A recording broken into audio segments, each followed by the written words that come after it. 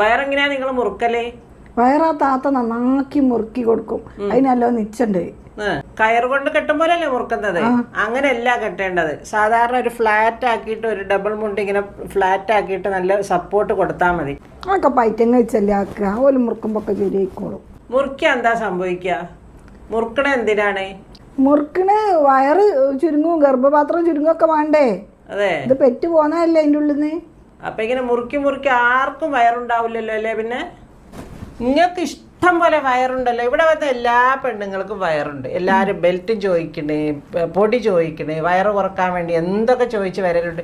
അങ്ങനെ പിന്നെ രണ്ട് മുറുക്കിയാൽ വയറ് പോവുകയാണെങ്കിൽ പിന്നെ അങ്ങ് മുറിക്കാൽ പോരെ.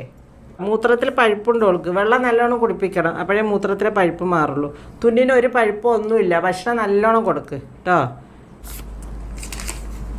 നമ്മൾ പെരയിൽ ആളെ നിർത്തിയപ്പോൾ മുപ്പത്തിക്ക് പിടിച്ചില്ല. ഓലെ കുട്ടികളതും മറ്റുള്ളതൊക്കെ ആളൊക്കെ നിർത്തി.